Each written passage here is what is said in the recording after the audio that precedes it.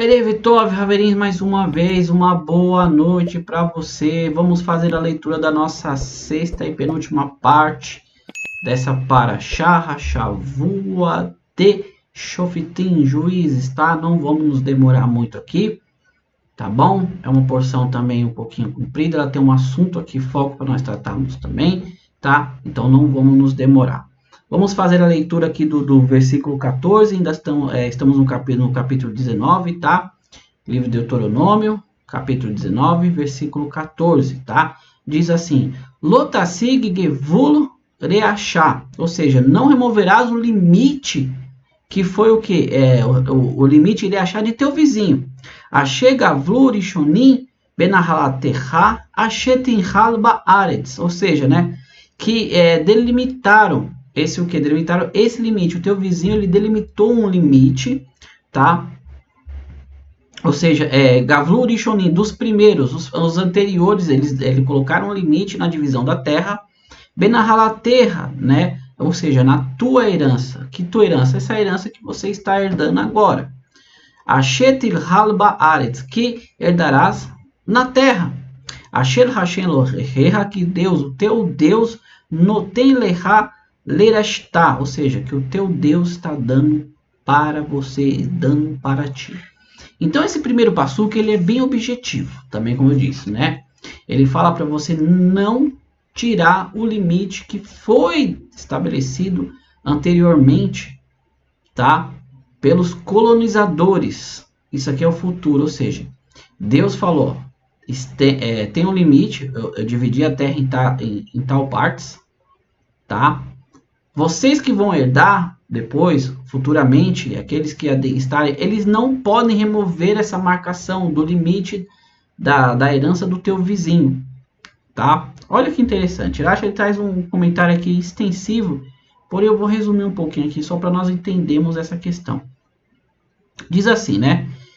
Uma expressão similar a nós nos movemos para trás. Ele vai trazer a raiz aqui do hebraico, que no caso é tasig, tá? Ele fala assim, para trás, em hebraico é nasogul, ou ahol, né? Ele move a marca da fronteira para trás, invalidando a área, né? Invadindo a área no campo do seu vizinho, ampliando desta forma a sua propriedade. Então, o Urashi, ele traz aqui dentro do hebraico, né? Qual que é a ideia dessa porção? É que aquele que pega, ele aumenta a sua área, invadindo a área do vizinho, tomando assim, né, parte, ficando maior e diminuindo a do seu vizinho, tá? Eu só vou ler mais uma parte do comentário, só para nós nos aprofundarmos um pouquinho sobre esse assunto, para você ter uma ideia do que Deus está falando aqui, ó. Mas já não havia sido dito, você não deve roubar, né, lá no Levítico, lá no capítulo 19, 3, você não deve roubar. Por que então é dito aqui, você não farás retroceder a fronteira? A resposta é que este versículo ensina que a pessoa que remove a marca, olha só que interessante, da fronteira do seu próximo, ela transgride 2 mandamentos. Aqui não é só um mandamento, ele vai acabar transgredindo 2. Por quê? Você não deve roubar e você não fará retroceder a fronteira. A partir do momento que você você toma parte, você está roubando. E a partir do momento que você acrescenta a linha, você está aumentando a tua fronteira. Então são 2 transgressões dentro de uma mitzvah. Tá? Aí você pode parar e analisar assim. É o que eu falo, né, que eu sempre comento com todas as pessoas. As pessoas não têm ideia aonde estão atentos os olhos de Deus. Você fala, será que Deus está preocupado que eu aumentar um pouquinho do meu terreno e tomar um pouquinho do meu vizinho? Nem que seja ali 10, 20, 15 centímetros a mais, meio metro, 1 metro. Olha só e atenta bem a isso, aonde estão os olhos de Deus. A propriedade privada perante a Torá, ela é algo sagrado. Ela é algo, como diz, é propriedade privada, ela pertence àquela pessoa. A partir do momento que você age de espertinho, falar assim, vou tomar meio metro aí do campo, ele não vai ver, vou tomar 10, ele não vai nem perceber. E você fala, consegui mais 1 metro aqui, consegui mais um cômodo, mais Deus, ele está observando, porque é um mandamento de Deus. O povo judeu estava para adentrar a terra de Canaã e Deus estava preocupado com a propriedade herdada de cada uma das 12 tribos ali, né? Tirando a tribo de Levi. Para que nenhuma viesse invadir a fronteira da outra que já tinha sido delimitada pelos os primeiros colonizadores ali. Olha até aonde vai a preocupação de Deus. É como eu falo, aí a pessoa ela quer achar de esperta, ela quer fazer, ela transforma a fé dela em algo propício para ela, achando que aquilo é que ela alcançou pelo mérito da fé dela em Deus. Mal sabe ela que ela usou de esperteza, como o próprio Passuque, o próprio versículo diz. Você pode falar, Deus me deu mais uma parte de terra. Não, você está transgredindo 2 mandamentos, você está roubando e você está acrescentando, delimitando a área do seu vizinho, acrescentando a sua e diminuindo a dele. Então você, meu amigo, que profere que serve a Deus, que segue e faz a vontade de Deus, mas não devolve o troco que lhe foi lhe dado a mais. Você, meu amigo, que gosta de furar fila, gosta de sentar em lugar que é apropriado para pessoas de idade ou para mulheres gestantes. Você que gosta daquele famoso jeitinho brasileiro, não, vou dar um jeitinho aqui de não pagar a condução. Vou mudar aqui, vou clonar um cartão de idoso, vou clonar um cartão de especial. Você que naquele jeitinho de brasileiro, vou subornar o guarda ali pela multa que eu tomei por estar dirigindo em alta velocidade. Eu não tenho habilitação, mas eu sei dirigir. Não, seu guarda, não. Você acha que você está fazendo isso através da tua fé? Você acha que você está fazendo isso porque Deus quer? Saiba que tudo isso, quando for aberto os livros lá, de todos os nossos atos, isso vai vir à tona e vai nos ser cobrado. Porque a pessoa, muitas das vezes, ela não entende isso. Por quê? Porque ela só visa um mundo onde ela acha que é um paraíso. Tá? Então, naquele dia, aquele policial que você subornou, aquele canto que você sentou e fingiu que estava dormindo, mas tinha uma pessoa idosa, uma gestante, naquele dia, aquela pessoa, qual foi determinado aquele lugar para ela, aquele guarda, qual foi determinado que ele iria te parar, eles vão ser as suas próprias testemunhas de acusação. Porque vão se abrir os livros e tudo vai ser julgado. Cada ato nosso.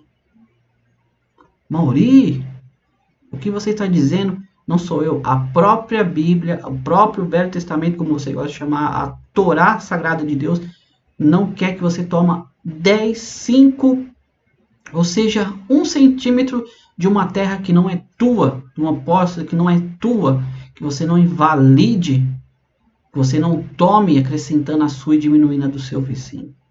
Os olhos de Deus estão atentos a cada coisa. Então não ache que a tua fé ela é maior do que aquilo que é correto, porque ela não é. Tá? Aquilo que é correto, aquilo que é certo e Deus está de olho. Tá bom? Dando continuidade aqui.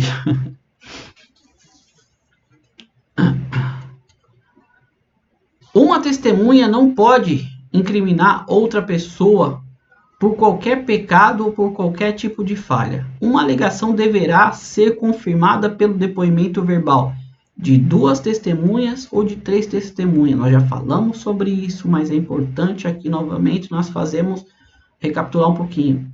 A palavra de uma pessoa não pode ser aceita. 2 ou 3 mais testemunhas, como o próprio versículo diz, para incriminar alguém, seja por qualquer pecado. Por que eu disse pecado? Pecado aqui é ratat, qualquer transgressão da lei, não é um pecado que as pessoas acham que é pecado. É em relação à lei de Deus, ou por qualquer tipo de falta, ou seja, aqui no caso seria uma transgressão, que ainda também está dentro da Torá de Deus, dentro das partes que nos cabe nos relacionarmos uns com os outros, tá? A alegação deverá ser confirmada pelo depoimento verbal, tá? Pela palavra, de 2 testemunhas ou 3 testemunhas, tá bom? Se uma falsa testemunha tentar incriminar uma pessoa afirmando que esta não esteve presente, os 2 homens ficarão de pé. Olha só que interessante. Diante de Deus, diante do sacerdote e dos juízes que existam naquela época, juntamente com os que têm a disputa. Olha só. Tem 2 pontos interessantes que eu queria tratar aqui. Então, se uma falsa testemunha, vamos pegar parte por pauta aqui. Se uma falsa testemunha ela tentar incriminar uma pessoa, então a pessoa, essa falsa testemunha, ela foi comprada para dizer que ela viu tal coisa que ela não viu, tá? Afirmando que esta não esteve presente, que a outra pessoa, outra testemunha não esteve presente. Ele tá aqui, o texto está bem claro, ele está falando de uma outra testemunha. Os 2 homens ficarão de pé, ou seja, são 3. E uma outra testemunha fala, ó, um daqueles ali não estava ele não estava presente. Os outros 2 homens ficarão de pé. O segundo ponto que eu quero pegar aqui, diante de Deus. Como assim, Maurício, diante de Deus? O versículo continua, diante do sacerdote e dos juízes que existam naquela época, juntamente com os que têm a disputa. Então, tanto os juízes, né, os sacerdotes que existam na época ali, que tem dentro do Bet-Din, eles estão representando como se fosse Deus. Eles representam a palavra de Deus, por isso o texto diz diante de Deus. Continuando. Os juízes examinarão muito bem a testemunha, e se for provado que a testemunha é uma testemunha falsa, que depôs falsamente contra seu irmão, vocês farão a ela o que ela planejou fazer a seu irmão. Você assim eliminará este mal do seu meio. Olha que interessante. Ela vai pagar por aquilo que ela está tentando fazer com o seu semelhante, a sua outro irmão, o seu outro testemunha, tá? Olha o que Rashi ele traz aqui, justamente aquilo que eu comentei com vocês, né? Deverá parecer-lhes que eles estão em pé diante de Deus, como o versículo diz, no meio dos juízes, ou seja, Deus, ele julga, tá? Olha só. Baseado no testemunho do novo grupo de testemunhas que refuta o primeiro grupo, os juízes vão investigar, examinar aqueles que vêm provar que elas, as primeiras testemunhas, são Edins ou Menim. Edins ou Menim significa, no caso aqui, são testemunhas falsas, né? Ed é testemunho. Então, como fala aqui, Edins são testemunhas, Zomenim são falsas, tá? Por meio da indagação e investigação. Onde quer que o termo testemunha esteja escrito na Torá, se refere às 2 testemunhas, como eu disse aqui. Testemunha é a partir de 2 para cima, tá? Então, nós entendamos bem aqui que dentro de uma testemunha, se ela for falsa, ela vai pagar com aquilo que ela está desejando para o réu no caso. Tá? Vamos continuar aqui. Aquele que permaneceram, ouvirão o que aconteceu e ficarão com medo, e eles nunca mais cometerão algo tão perverso assim em seu meio. Aí Irache fala assim, a partir daqui aprendemos a lei que um anúncio público por condenação, né, ou seja, que as testemunhas falsas, faz-se necessário. Fulano e fulano serão executados porque ficou provado que eles testemunharam em falso no tribunal. Vamos supor aqui que eles foram lá testemunhar o falso e aquela pessoa ia ser condenada à pena de morte.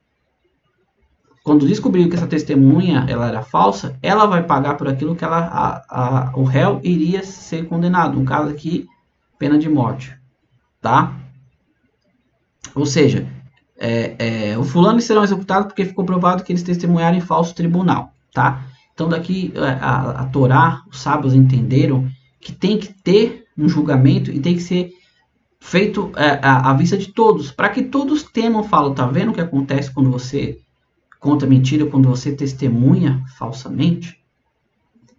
Gente, a Torá ela é muito perfeita. A Torá requer de nós o máximo que nós viemos a andar com justiça perante Deus. Tira essa fantasia da sua cabeça que a fé ela é maior do que a verdade. Que a fé ela é maior do que as coisas certas. Tá? Emuná e bitahon, fé e confiança em Deus, é fazer o que é certo, o que é correto, ainda que toda uma nação ou um mundo reprove. Tá? Como eu falei em vários vídeos, eu poderia citar N exemplos aqui de pessoas que gostam de proferir, que servem a Deus, que sempre estão nos seus templos, nos seus cultos, que são grandes pregadores, que são grandes pessoas públicas, que não fazem nada daquilo que Deus pediu, pelo contrário, aceitam suborno, enganam, mentem, falam falsas testemunhas, testemunham falso, procuram do seu poder, da sua influência, angariar, né, muitas das vezes fundos para algo que não beneficia ninguém a não ser ele mesmo. Pessoas que gostam de enganar os outros, fingindo levar uma vida justa, quando na verdade é um trapaceiro, é uma pessoa mentirosa. Por quê? Porque não segue os mandamentos de Deus. Não existe fé sem seguir os mandamentos de Deus. Você pode ver que pessoas que seguem simplesmente uma figura, seja ela uma figura pública, seja ela uma figura religiosa, elas muitas das vezes elas não conseguem se manter. Por quê? Porque elas não seguem os mandamentos de Deus. Quando se mantém como a Mauri, se mantém em retidão. É isso que eu estou dizendo. Mas a Mauri, a pessoa aparece, ela aparece. A Torá, a Bíblia, o Velho Testamento sempre nos ensinou que a pessoa que anda, cumpre os mandamentos de Deus é a pessoa que é justa. É impossível. A fé, ela só deriva, a fé ela é derivada de quando você conhece o Criador. Fé sem conhecer não é nada, é um fogo de palha. A pessoa ela tem que conhecer a Deus. E como conhecemos a Deus? Cumprindo os seus mandamentos. Continuando aqui, versículo 21. Você não terá pena, né? Você não terá pena, no caso aqui, continuando, da falsa testemunha. Aí vem vida por vida, olho por olho, dente por dente, mão por mão, pé por pé. Eu já expliquei isso num vídeo muito lá atrás, que se chama, se não me engano, o título do vídeo é olho por olho, dente por dente. Você entendeu errado esse tempo todo. Eu expliquei lá minuciosamente como que as pessoas interpretam essa passagem errada, achando que uma pessoa que arrancou um olho de alguém, ela tem que perder o dela. Que a pessoa que tirou a vida de outra pessoa, ela tem que perder a vida dela. Que a pessoa que cortou a mão de um, decepou a mão de um, tem que ter... Não, não é isso. O próprio versículos anteriores lá explicam que esse era um valor que era dado. Isso é seguido nos dias de hoje, gente. Quando você atropela uma pessoa, Deus o livre, né? Você lesiona a pessoa, quebra um braço da pessoa, Deus o livre, amputa um membro da pessoa, você vai pagar por aquilo, pelo valor do que ela perdeu do trabalho e pelo que ela tinha na vida dela.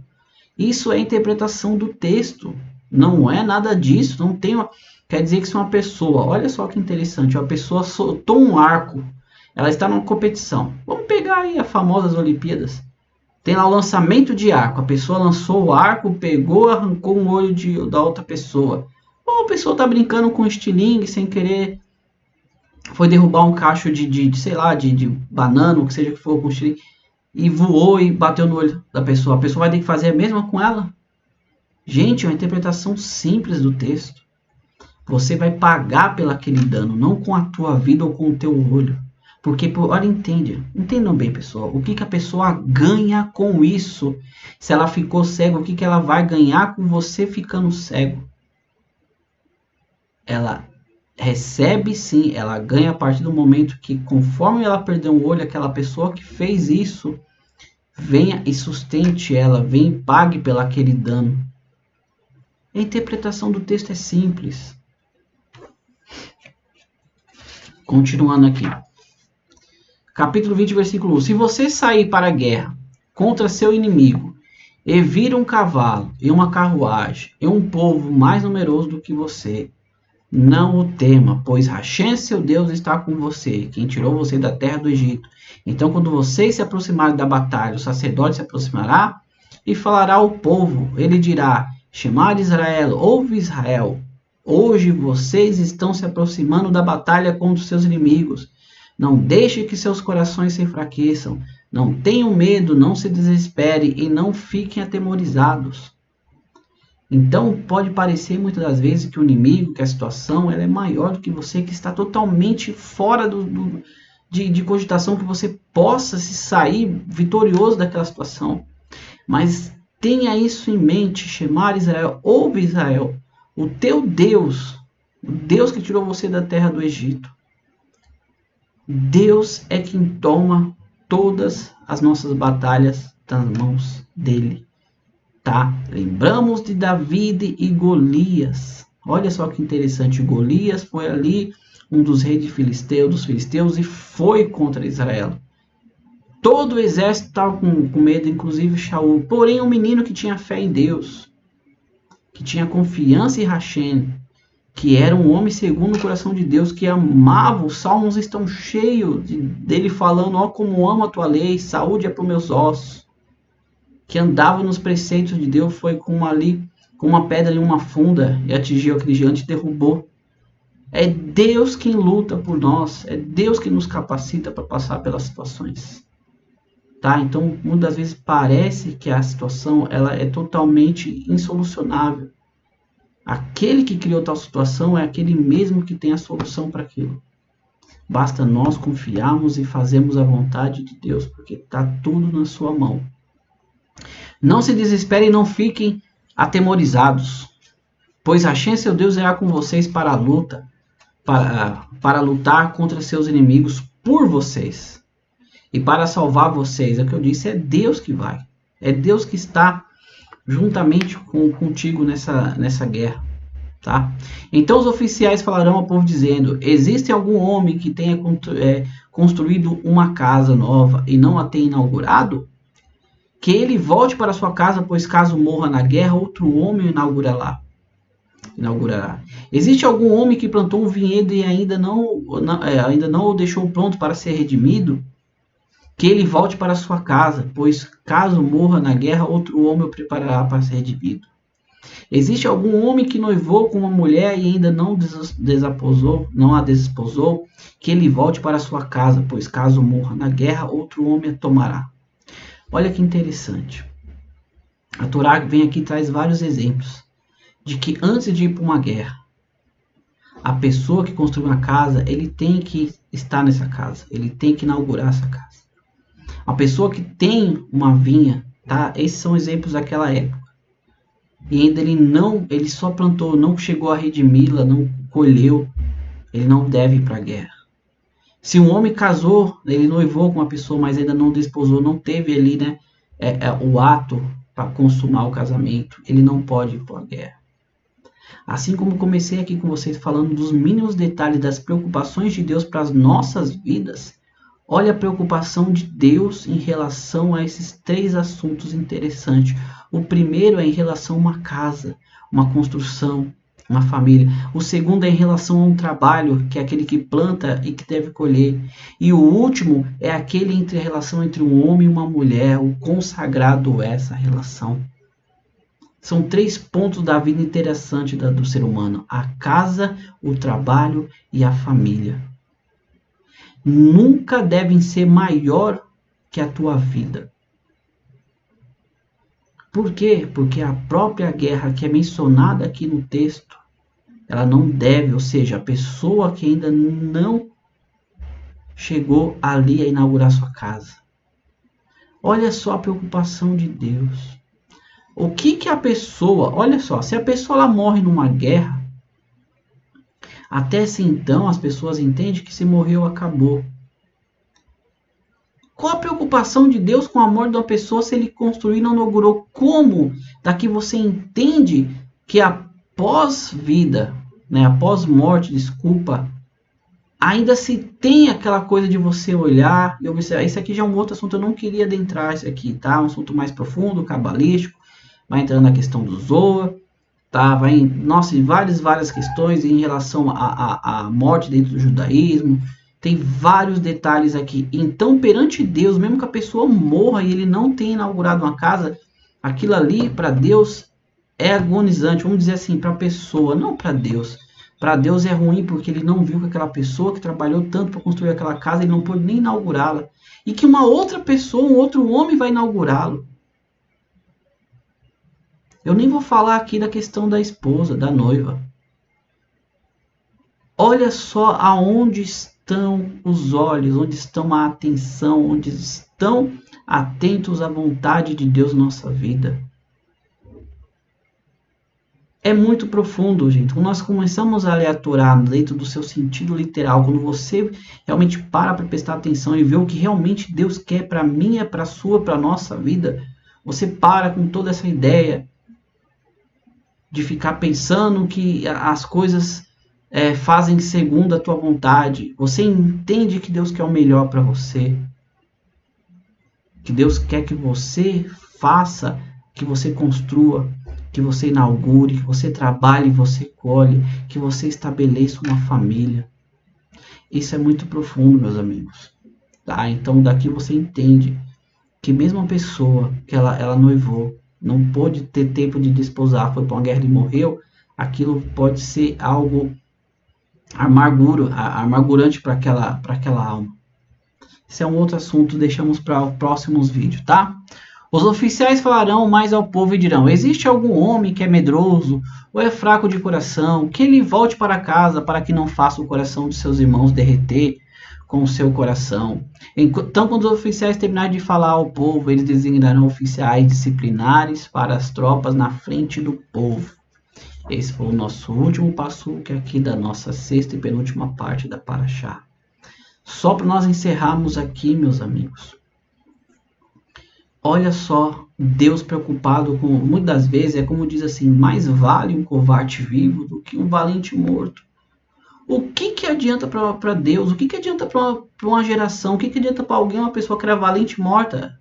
É interessante que aquela pessoa esteja viva, que ela continue exercendo a sua funcionalidade como uma pessoa valente para continuar protegendo aqueles que não são corajosos.